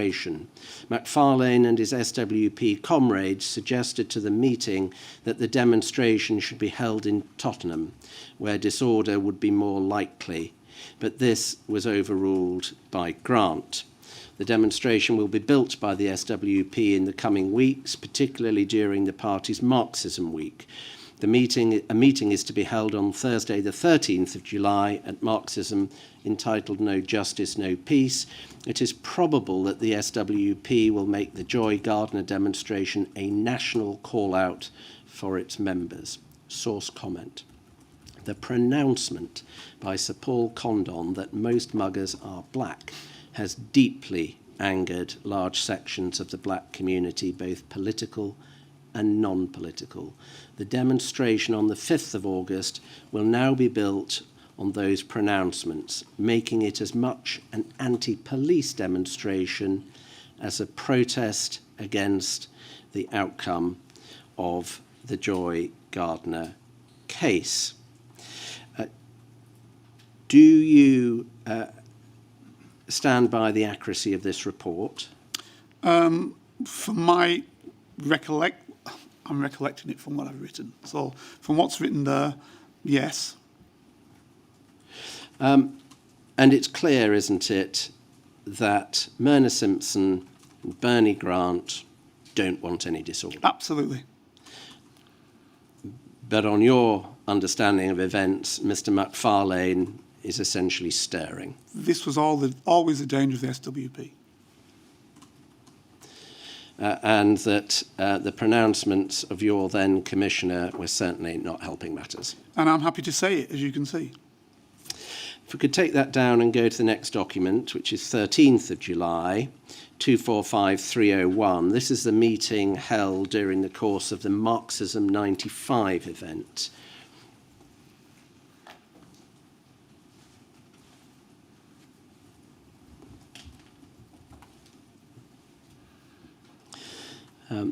We can see that Saturday the 5th of, it's about, again, the event planned for Saturday the 5th of August 1995, a national demonstration which is going to be entitled No Justice, No Peace. 2,000 plus people anticipated, with serious disorder assessed as possible and an angry mood to be heavily publicised. What does your reporting about this event add that could not have been obtained through other methods? I mean, what part are you referring to? I don't... Well, what I'm driving at is this is a large demonstration being organised by people who don't want trouble. It's being heavily publicised, so no doubt TO20 would find out about it in any event. Yeah. What does your reporting, your series of reports about the build-up to this demonstration add? Does it add anything? Context. They don't understand the mood. They don't understand what different factions within the organising body think or contrive. Whereas I do. I am amongst the people, so I can get the feel of the people as well, which, you know, regular police wouldn't be able to do. Special branch from the desk may well have that. But what I'm doing is I'm obviously informing the desk so they can understand it. And they'll be the ones dragging this together and a whole host of other issues together in order to be able to say, this is where we're going with it. If we look at what it involves you reporting, if we could look at the second and third paragraphs on the first page, thank you. The SWP Marxism meeting dealing with the case was held on the 13th of July at Logan Hall in the Institute of Education, and it was attended by 1,100 people, a great many of them black. It was addressed by Donald Douglas, brother of the late Brian Douglas, Myrna Simpson, mother of the late Joy Gardner, and Gary McFarlane, a black activist in the SWP. Donald Douglas spoke eloquently about the death of his brother and the circumstances in which it occurred. He said that action should now be taken to ensure that his brother's murderers are brought to justice. Although Douglas saw a place for white people in the struggle for justice for blacks, he said that the fight must be led by the victims, i.e. the blacks themselves. Douglas also called for the various justice campaigns to unite and act together. Myrna Simpson spoke emotionally. She recounted the injustice of the slave trade, equating it with the injustice of the death of her daughter. She spoke of her feelings of betrayal, saying she had worked hard for this country and her family had fought in the Second World War for Britain to be free, and yet her daughter was still branded an illegal immigrant. Mrs. Simpson said she felt no malice towards the average white person, but she said racism was taught from above. Correct. She urged the audience to participate in a peaceful campaign to get justice for Joy? Extremely eloquent, spot on with all of the issues. Her family's fighting in the Second World War, as was mine. What she didn't mention was that, I think she's Jamaica. So that's probably that she was a British colony from about 1648, something like that. So effectively British. Okay. So she puts all that forward. I think she does it very, very well. So, great, no problems. The nemesis, you sit at the top in terms of the SWP. We'll come to the SWP contribution to this meeting in just a moment, but concentrating on what you are recording about the Brian Douglas campaign and about the Joy Gardner campaign and the speakers. Mm-hmm. How comfortable did you feel as a police officer reporting this? I felt absolutely comfortable as an intelligence officer in national intelligence reporting something that could have a negative on the working of the state in terms of potential major disorder in the most economically active city in the country and politically active city in the country. Can we move? So this is not regular policing, is what I'm trying to say to you. Can we move to the top of the next page? Mr. McFarlane, it says, McFarlane openly espoused riot, stating that SWP comrades should not only be the best activists, but also the best rioters. This was clearly upsetting to SWP leaders, but it seemed to please a large proportion of the audience. McFarlane blamed the death of the black people on the capitalist system, linking it with all other class struggles. Can you recall Mr. McFarlane doing this? I'd be lying if I said that I could recall that as it came. From what I've written, it's clearly what was said. Is there any possibility that you are exaggerating or overstating what Mr. McFarlane was urging? No, because, the bit here that says the capitalist system, linked with all of the class struggles, is him actually grabbing it back to put himself back on SWP lines, in a sense. He's gone against the system. This is clear. Well, he's not on SWP lines at all, is he? No, but he's trying to drag it back onto the lines by saying, this is linked with all other class struggles. So in other words, he's not attempting to be a black nationalist or attempting to be a one issue. He's trying to put it together about the class struggle in the end. But he's clearly said what he shouldn't be saying. Incitement to riot is a serious criminal offence. Absolutely. Was anything done about this report, about this intelligence? Do you know? This is the problem, if you want to look at it that way, of the whole system of SDS, if you want to look at it that way, I'm saying. It's not the problem if you want to keep going. When somebody tried to kill me, I'm going to put it at the point, and we knew who the people who did try to kill me were, and we knew why they did it, right? Nothing was done. So that was an attempted murder. I would have been dead if not for 1 second I just moved somewhere else. Was anything done? Zero was done. So that's the context I'm giving you. This is even a stronger one than that. If we can focus on this event, Mr. McFarlane, this is an utterance in a very large meeting. Yeah, but nothing's going to be done on that. Final question about this meeting. Again, if it had been known that you were a undercover police officer, would that have gone down extremely badly in this particular Within that meeting, maybe not so, because this is at Marxism, so, maybe I could get away within Marxism. It's a difficult one. There were people there who would not have liked it because we were able to bring people from outside. But generally within Marxism, look, I was I'll say it. I was totally and utterly conditioned to the party. And that happened very, very early on. And the colleagues and friends, absolutely strong friendships that I made made me ashamed of doing what I was doing. However, I knew that what I was doing was absolutely necessary. So that was the balancing act that I was going through. So I did not want for my comrades to know that I was an SB officer. I would have hated that for them to know that.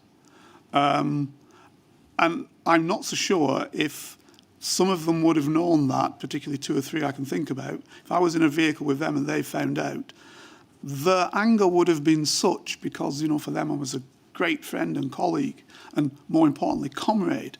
The anger may well have been such that, if there had been a knife available, they'd have stuck a knife in me. Because that's, 4 years, 5 years of doing what you're doing. These guys would have thought, what the, and that might have been a problem. So, and I know I'm not the only one, because I was speaking with HN1, who had exactly the same perspective as me, and many others. You get so close to the people that you're ashamed if they were to find out. But we were told from day one, this is a top secret operation. Nobody will ever know who you are. There would never be a day like this. That's what we were told. And why would we think any different? Because this was national security. This is what we did. This is what we said to our agents. This will never happen to you. So we understood that was the case. Can I ask you, we don't have a report for the 5th of August 1995 demonstration in your bundle. Do you recall whether you went on that demonstration or not? I would have been on the demonstration, yeah. Can you recall what happened? I can't recall what happened. Can we now move, please, to 2 reports that you wrote and which are dated 18th of July 1995? First of all, 245302, tab 252.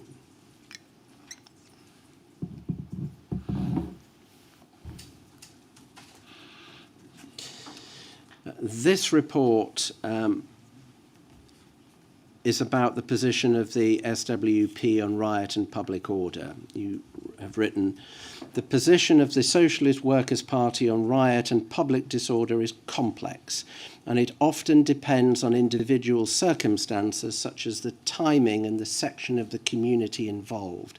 As regards the current issue of black anger, and in particular the national demonstration entitled No Justice, No Peace, scheduled for the 5th of August, the SWP Central Committee would be happy for a riot to develop. The very title of the event is an indication of this. Additionally, the SWP is focusing on the black community for new recruits.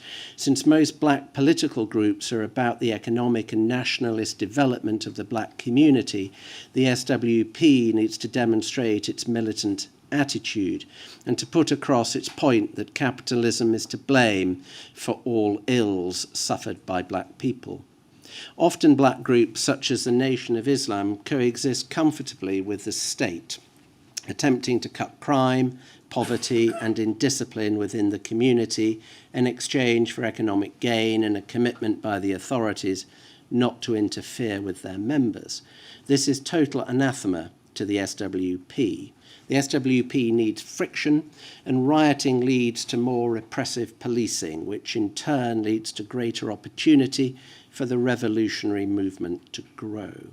The only dilemma for the SWP is how to get the credit for a riot from those on the streets, placing the party in the vanguard of the struggle for black rights, while not being blamed for the same riot by the establishment and the media in such a way that it would alienate the SWP from a wider slice of society. This is very close to the end of your deployment, isn't it? Is that the reason why you are writing what is a somewhat reflective report? Correct.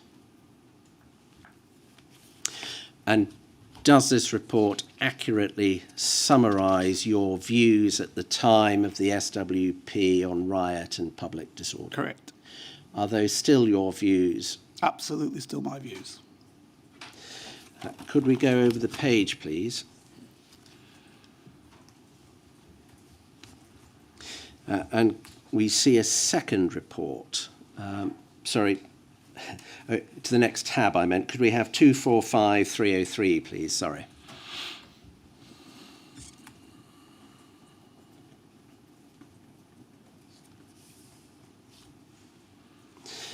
This is a longer report, same date, and it says the following information representing a knowledgeable appreciation of current feelings in the black community has been received from a secret and reliable source.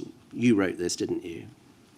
Well, when you read it, I'll know if it's the case. The black community, like any other, is not homogeneous in thought or deed. It is, however, united by atrocity, as is the Jewish community.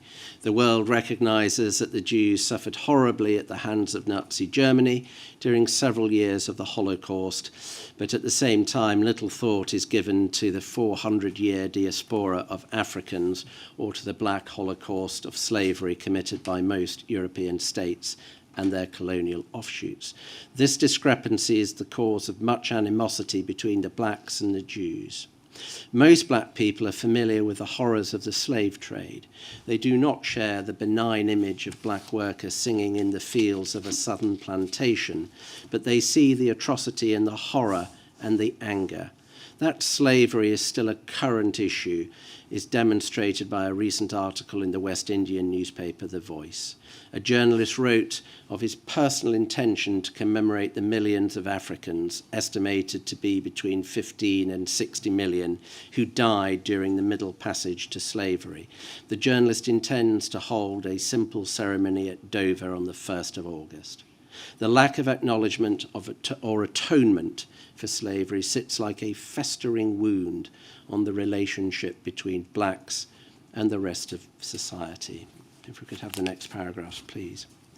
The police have a special role in the relationship between blacks and whites. They are seen as a visible arm of the state. Many young British blacks are descendants of immigrants who came to Britain from the Caribbean. The parents and grandparents of the young British blacks have memories of the colonial police in the Caribbean who upheld a system that was apartheid in all but name. Blacks who joined the police were seen as stooges of the white ruling elite who curtail the rights of blacks to freedom of movement or to development, decent housing, employment or education.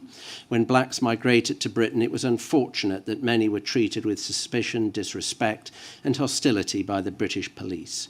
It is this common experience of parents and children of ill treatment at the hands of the police which has moulded the difficult relationship between the black community and the police in Britain today.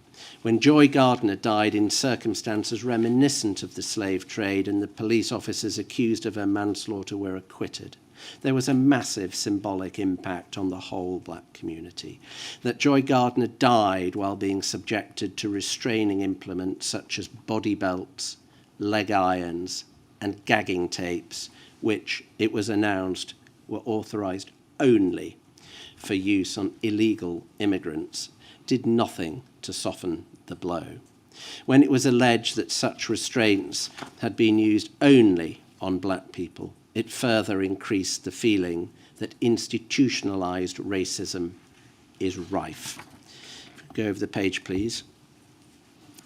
The Joy Gardner verdict did not surprise black youths, who generally have little, if any, faith in the criminal justice system. The older, middle-class blacks, however, felt cheated and angry. It is they who are now the prime movers in the Justice for Joy Gardner campaign. To complete the picture and to alienate the young as well as the older element of the black community, the police commissioner announced that black youths are responsible for the majority of street crimes. This statement has been turned round by agitators to equate with a statement that 80% of black youths are muggers. This interpretation is now the one in common usage in the black community. Thus, for once, practically the whole of the black community is united in its rage and anger at the powers that be. Having said that, the black community is angry does not mean that riots are inevitable, simply more likely. In the present volatile climate, Only a small spark will be needed to ignite the powder keg. The major demonstration, No Justice, No Peace, planned for the 5th of August might be sufficient, as might a heavy-handed policing operation, Operation Swamp, in Brixton in the 1980s, or another Black Death or serious injury in police custody. Additionally, there are interested parties, including political activists, who will be trying to set off riots and serious disorder for their own ends. Did you write this? Yes. From the heart?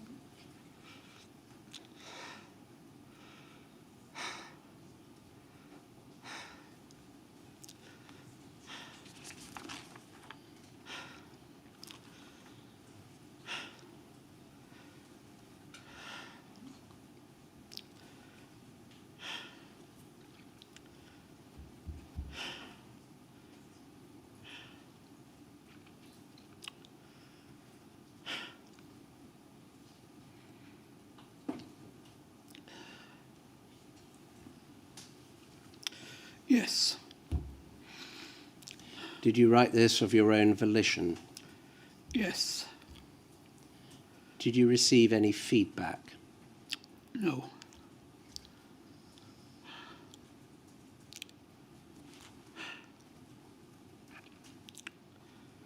Might this be a convenient moment to break for lunch? So, Yes, unless there's anything that you would like to add now, we will break for lunch. Is there anything you would like to add now?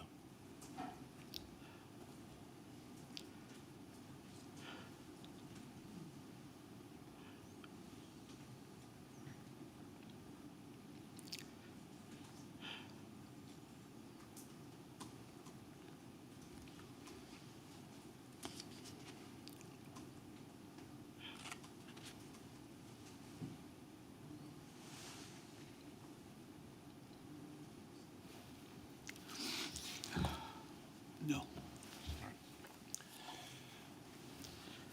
Then we'll resume at 2 o'clock.